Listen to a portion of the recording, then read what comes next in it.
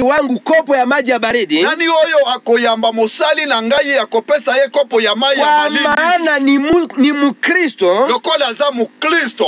Hata kosa thawabu yake. Oyo akozanga lifuta te. Acha tusome andiko hilo. Yango natika totanga likoma oyo. Marko sura yake ni ya 9. Marko 9. Mstari wake wa 41. 9:41. Nasema hivi, wapendwa wasikilizaji. Elobibo ebandeko balingami. Nasema amini nawaambieni, yeyote awapaye ninyi kikombe cha maji kwa ajili ya jina langu, kwa sababu ninyi ni mali ya Kristo, hakika hataikosa thawabu yake.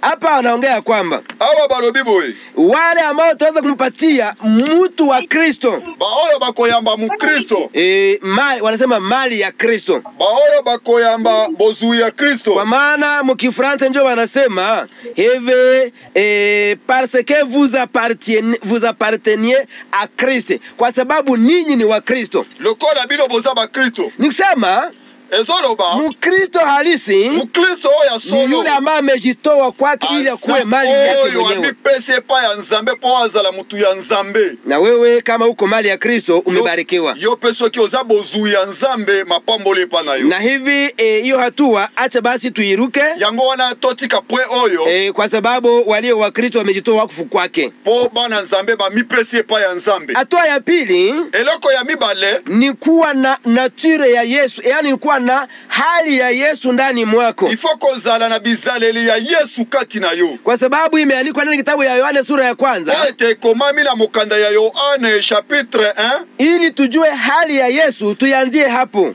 Poete toye ba bizaleli ya Yesu totala esika wana. Maandiko inaongea hivi. Makoma ezoloba. Hapo mwanzo palikuwepo na neno. Na ebandeli liloba zalaki. Naye neno alikuwa pamoja na Mungu. Liloba zalaki esika ya Nzambe. Naye neno alikuwa Mungu. Liloba zalaki Nzambe. Katika vitu vyote hakuna kitu ambacho kimembika pasipo yeye. Na makambo nyoso liloba zalaki. Ndani yake kulikuwa nuru, na nuru yeye ilikuwa ni uzima wa watu. Na bomo yezalaki bomo yango ezalaki nde bomo ya batu. Hasara ni kwamba alikuja kwa walio wake, lakini walio wake hakumpokea.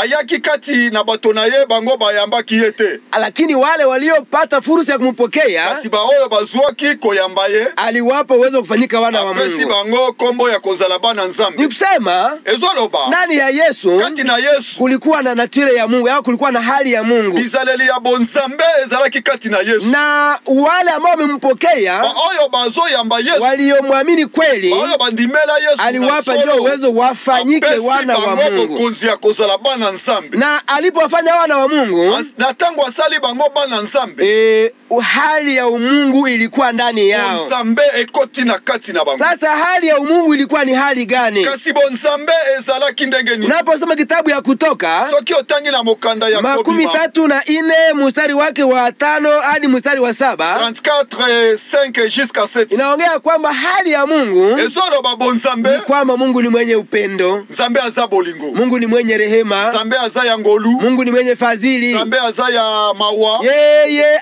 ni mwingi wa fadhili, haiko mwepesi wa hasira. Nzambe